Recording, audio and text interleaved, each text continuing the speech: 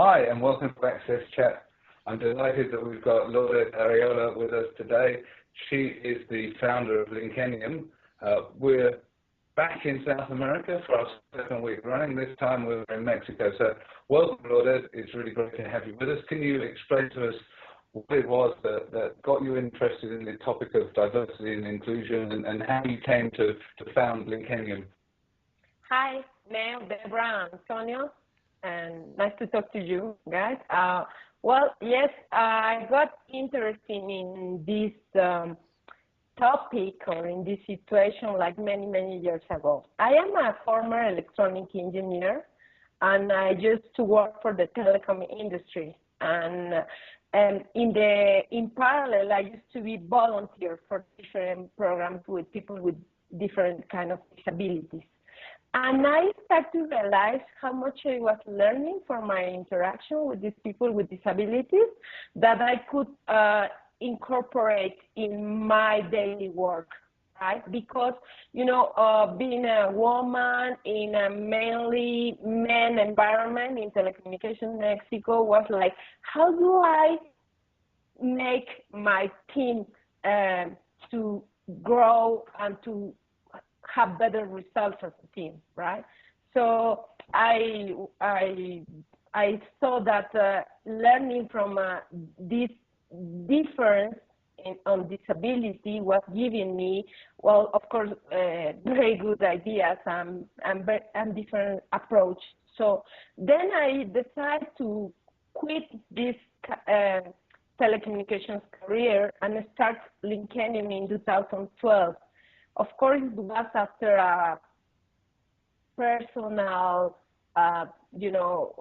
decision, lots of question myself what exactly I wanted to do. So I decided to start Linkenium, which is a company focused on disability consultancy.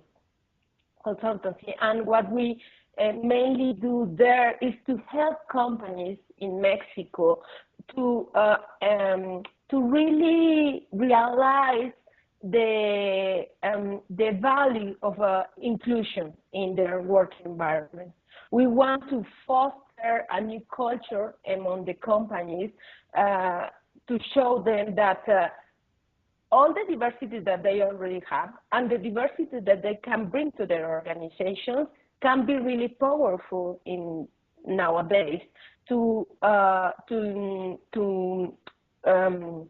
foster innovation within the company, right?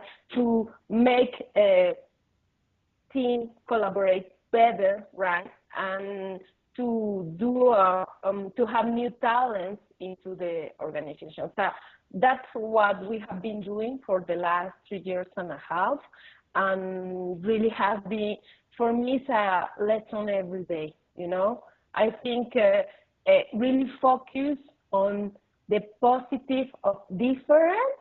It's a daily work, yeah, you know, because we come from another education, right? Where it has been educated like to exclude, right? To what I don't like is better not to talk about, right? And I believe we need to change our mindsets. And of course, it's as I said, it's a daily work. You need to start thinking, okay, it's different. Probably I don't like it at the first time, but then what have positive to bring to me? What can I learn from that person? What can I learn from his different or her different approach of life or the way he's interacting or conducting? And disability, and I start from the disability world because we have disability in every country, different nations, different, ways of thinking. So that's why we are, I think that the best way to understand diversity is through inclusion, right? To really learn, including people with disabilities, lead us to be able to include all the diversity. Okay, that sounds fascinating endeavor. How are you finding the uptake? Are you finding that it's small organizations or big telecoms and large organizations that are really engaging on this matter, or is it a mixture of all of them? I think it's mainly a mixture, but we have been working with large companies, like, for example, one of the largest airport companies in the south of Mexico is one of our customers.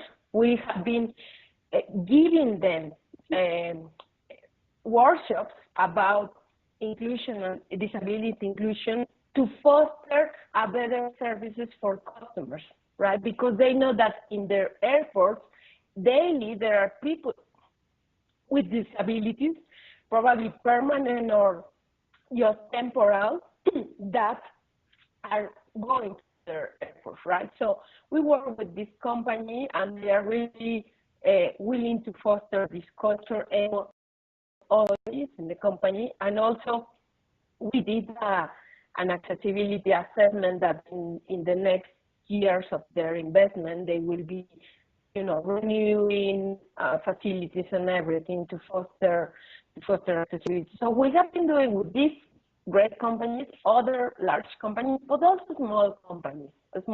I can tell you one of our smaller customers was a family who called us and said, listen, my grandma lost her view due to illness, diabetics. And last year has been like really harmful for us because we don't know how to interact with her, how to help her, right? So they pay us for a consultant, a training of 2 hours, right, to discuss with 15 members of the family how to better interact with their grandma, right? That's great. I love that. That's fantastic. Deborah, I know you've got a question for Lourdes. Yes, Lourdes, welcome to AXSchat. We are really excited to have you on. Lourdes and I have known each other several years now, and I know that you're focused on, like all of us, disability inclusion and also ICT accessibility. And do you see, last week we had Paola on here on AXSchat from Colombia, and we just see a lot of innovations coming from our Latin countries. And so what's happening in Mexico? Because there seems to be a lot of conversations about inclusion, and I know you're right in the middle of them, but, what do you think, we can expect from Mexico over the next few years in regards to these issues? Yeah, well, I am sure that there's going to be there has been, and there's going to be more and more changes on the legislation in this country that are going to help to foster inclusion. Because even though Mexico signed the convention in 2007, we still have some challenge according to the actual legislation, right, that allows to foster inclusion. So, for example, this year there was a new telecommunications law that is actually improving and fostering accessible technologies, right? And also for next year, we are expecting, it's not quite confirmed, but we're expecting that there will be a quote, like a percentage that public institutions will have to fulfill with people with disability working in these institutions, right? So quota. Yeah, so I think these changes are gonna help to grow the inclusion in our country. Lourdes, one thing that I saw, I wrote a book on employability that's going to finally publish, I believe, in December. And we had, because of one of Neil's colleagues, I had a big discussion with Susan Scott Parker about quotas. And do we see when countries have quotas that include people with, so that people with disabilities can be included in the workforce? Are they working? And one country that we saw that it was not working and it was not a good best practice was France. And France has had a quota for many years, and the corporations, the employers, were just paying the fines because they really just did not know how to successfully employ people with disabilities. And so then a few years ago, the government really started focusing on this and providing service providers and training and support to these employers. And now France is one of the best countries in the world as far as including people with disabilities. We were really, really surprised to see this success come from the French employers. And I know that Atos happens to be a French employer, but they're located all over the world. But it has been a really interesting turnaround. And so if we can see more countries follow the direction of what we saw from the French employers, I think quotas maybe can be seen more successfully. So, but we have seen some very interesting things coming from this stuff with France. Of course, got lots of work to do. I get that, but it's still very interesting statistics. So we're hopefully we'll see that happen in Mexico. Yeah, actually, Deborah, if I can tell you, I am not like a very fan of quota, because I really think what we need to do is to change the culture, right? The culture in the company, and that's why our mission in Linkenium is to create a new new enterprise culture, right? And because we need to change our mindsets as companies and understand what really diversity brings, the value that diversity brings to the company is through inclusion. Because many years, different companies, you know, for actually companies worldwide that are established worldwide, they have raised awareness about diversity, right? You know, like women and people with disabilities and other groups, right? But there is not like inclusion, right? There is not like really people feel part and of that company, that really feel part of a team, right? Really that their ideas are considered. That's what inclusion brings to the table, right? That's, I think, what's missing when talking only about diversity. I agree, but I would say, I would just note that what we're seeing when we looked at it from a global perspective is that countries that do have quotas and the service service provider support are being more successful. I know in the United States, we just added a goal of 7%. And a lot of the companies that were not taking it seriously now have entered the conversation. So there seems to be some kind of blended approach. Excuse me, Neil, I accidentally interrupted you. That's all right. So I'm with you, Lourdes. I do think that there is it's a double-edged sword when it comes to quotas, because people see quotas as being an enforcement mechanism. Yeah. And enforcement doesn't necessarily get associated in people's minds with efficiency, innovation, and all of the things that we're talking about. So I think it's really important to focus on the positives, look at what diversity can do in terms of linking that positively to your bottom line, and that's something that within Atos we're trying to do right now. Is actually our diversity program is linking diversity, and that includes disability inclusion, to our productivity and performance. We see it as a key performance indicator for the organization that we've become more diverse, and support all of our diversity initiatives to help support the company grow, rather than see it as a target to be met. Yeah. Because it's an arbitrary thing. I actually think that there is an issue also with the idea of quotas, because there is a tendency for people to meet quotas by going to sheltered workshops. And that's not enabling people to have careers.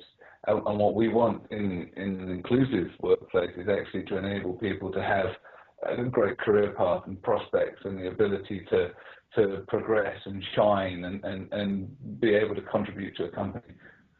Yeah, I think Neil and Deborah, that we all want, right? And I agree that it's a blended approach because it's diversity, right? So Yes. you have many possibilities, but the thing is that not to lose that the key for diversity is inclusion, right? Not exclusion, because we have been excluding diversity, and what we need to build now, it's an inclusive society, right? Where we celebrate difference, where we take advantage of difference, right? And of course, we're talking of a change of cultures, not only in the companies, in the schools, in the government, and every way we legislate, right? So that's what I think, and I think Mexico is part of that that path, right? Is following that path. Probably it's taking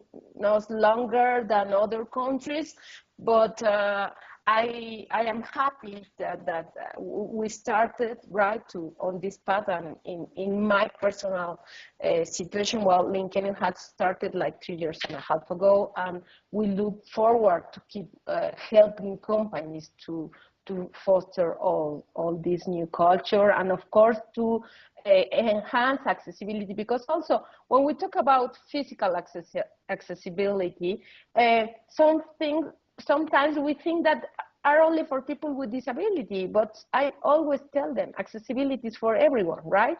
Because we are all going to become older people, right? Old people.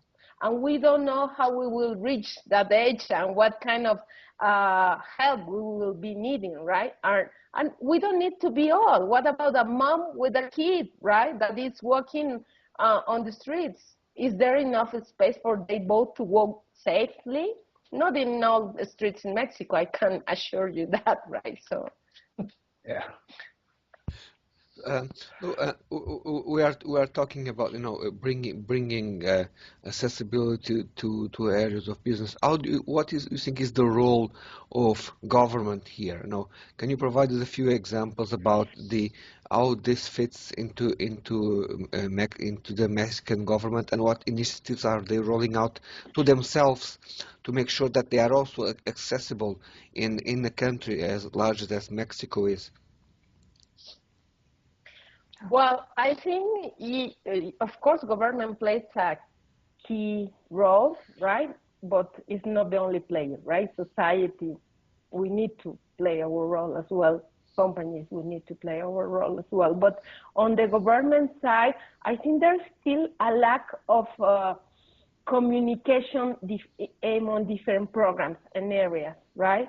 We need to really bring a culture of inclusion within the government to ensure that they really do new legislations always with an inclusion vision. And I want to give you an example, right? In Mexico City, what we have seen is like, for example, I had like 1 year or 2 years ago, I have a conversation with someone from the construction industry, that they construct houses, right?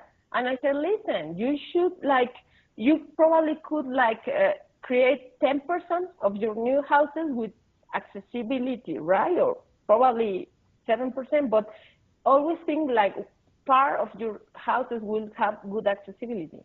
And they answer me, well, if the government allows to build a house of 120 square meters with a base of 40 square meters, right? How we will think about accessibility, right? Because the legislation 2 years ago was that you can build, if you want to build a 100,000 square meters department in Mexico City, you can build in a base of 40 square meters and then 3 floors, right? Because to have the 120 square meters, you see? So how do you build accessibility there if you're gonna have 3 in one apartment? Oh, well, that's where architecture comes in, and we've discussed architecture before on AXSchat, and actually architecture is one of the few disciplines that's actually quite mature in terms of accessibility. Certainly in Western Europe, accessibility in the building design has been part of the curriculum for many years now. So the problem that we have in many of these countries is that actually the developers don't use architects. They just use template designs, and they're making these little houses and pushing them out. So if we were to apply better architecture and give away these designs, and some architects are actually giving away their designs, we could have developers making accessible buildings almost by default, because they just follow a template. So if you give them a good enough template, they'll follow it.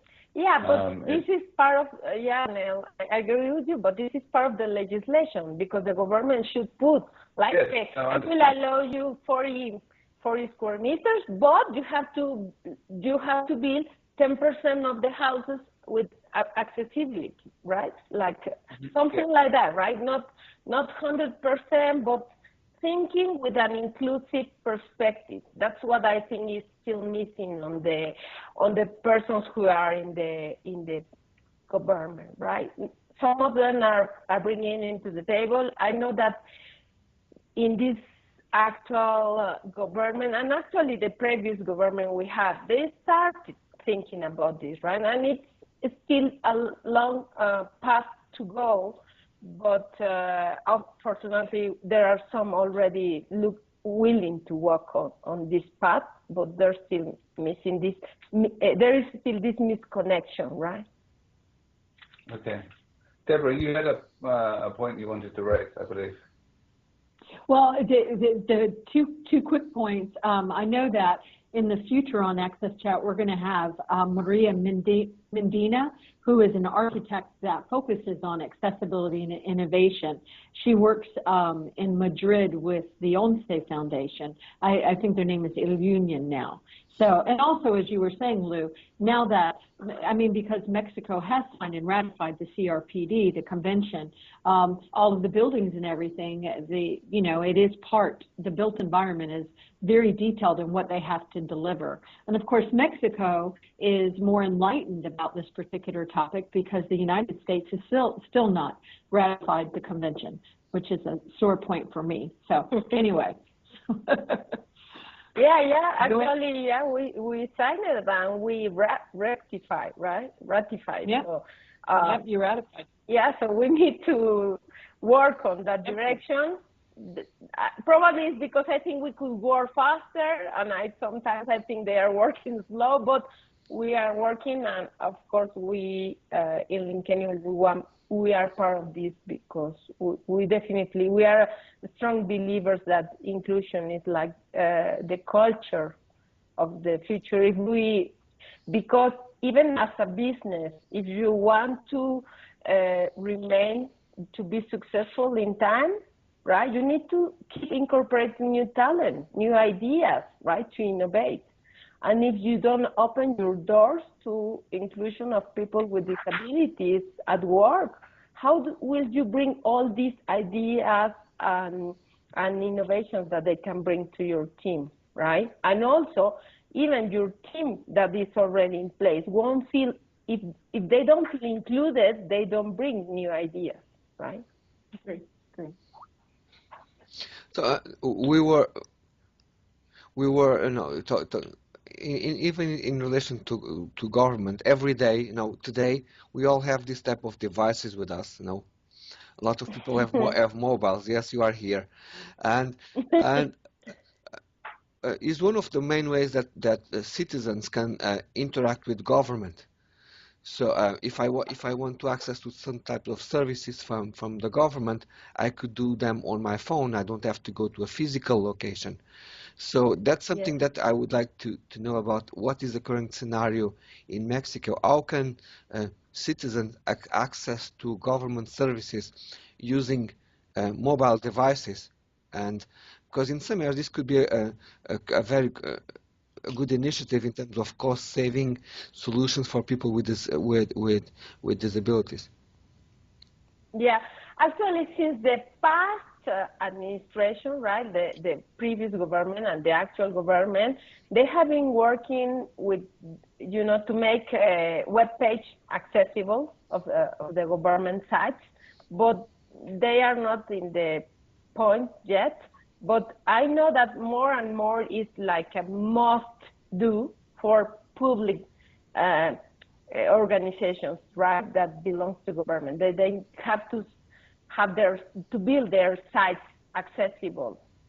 And again, it's another change of mindset, because even to build documents, right, PDF documents, to build everything accessible, not all the people have this idea, right? Because they don't even think that blind people can use a computer, right? So that's why they say, why should I do accessible? How blind people will use the computer, right? So you need to demonstrate them. No, and talking about the device, Antonio, actually, yes, it's one thing we always bring to the table in our workshops is how accessible are already our smartphones, right? Because most of the people who have a smartphone has accessibility functions, but very few people knows about this, right? And again, it's something that we need to spread this culture, to use the functions, to show them how they can benefit from these functions of accessibility. It's not only for blind people, right? So what type of work? No, absolutely. What type of work you think is being done at university level in terms of accessibility? What has been the role of universities here? Well, that's a good question. I think that in the National University of Mexico, which is the largest one, there's still a lot of things to do, even in the physical accessibility, not talking about technologies, right? They are still, I think, they still need have to do some changes, right? Even if they have already like a focus on students with disability, but they need to work out on the physical and technical accessibility. They have a very good center in Mexico City, but it's just like one among all the largest units of this university. And that's from the National University. Is the oh, excuse me. Thank you. I need to. Oh, sorry.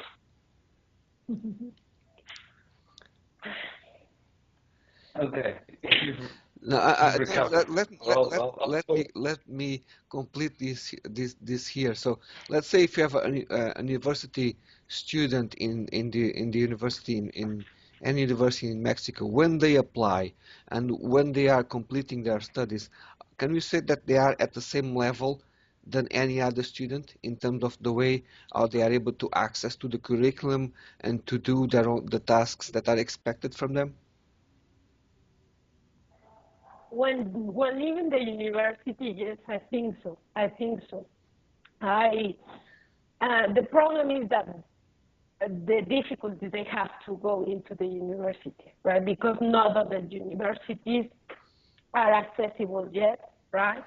And not all the teachers are accessible to have students with disabilities. And there is another university in the north of the country that has been working hardly on accessibility.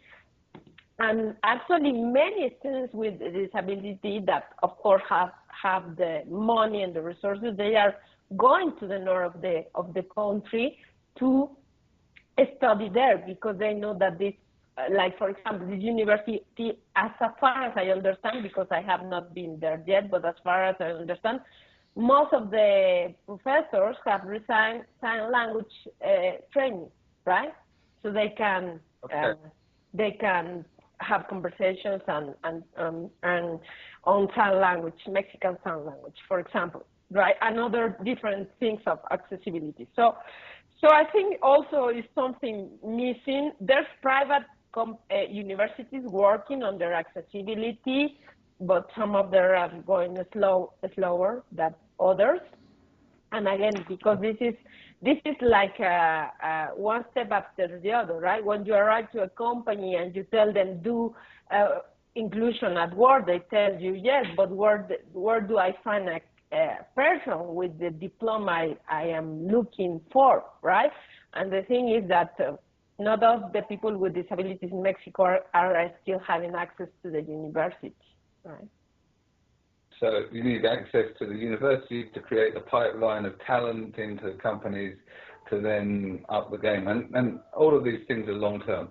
I've got one final question before we close. We've got a couple of minutes, and that is, what is the thing that's most exciting you over the next couple of years? So what is it that's in Mexico that is most exciting in terms of prospects for including more people? So you say like what was one of the projects where we saw more? Well, and what is the most exciting thing that you can see on the horizon that's going to make a difference? Okay. Well, I think I see two things. It's of course legislation changes, right, that are going to foster this inclusion. And also I see more organization of the social organizations, right, that work with people with disability. They start like really do more team work, right, in order to ensure that they provide companies with the persons with the abilities required by the companies, right? So I see these two things like fostering inclusion in the next years. Physical accessibility, because physical accessibility is like, for example, in the working law, nowadays, if you are a company with more than 50 employees, you need to have at least one accessible area for people with disabilities to work with you. Of course, since this is not like being reviewed yet, some companies are doing, some companies haven't done yet, right? But it's already in the law. So when they will come, with this, when you will have to pay a fee if you don't accomplish that, probably these changes will go faster. I don't know, right? But yes, I think one thing also Mexico is partnering with other organizations around the world, right? Is with the G3 ICT, as Deborah mentioned. I think it's for me was a great opportunity participating, thanks to Deborah, last year in the G3 ICT at the Enabling Summit last year. Was really great to learn everything about accessible technology. So we need to spread that in Mexico as well. We are working with you today and having this conversation. For me, it's like through our social network, spreading in Mexico these possibilities, right? And I think it's also a good thing to start learning from what has been already done. We don't need to reinvent the wheel. We just need to produce it better, right? To bring our approach to do it better, right? Agree. Neil, Agree. we don't have you. Are you mute?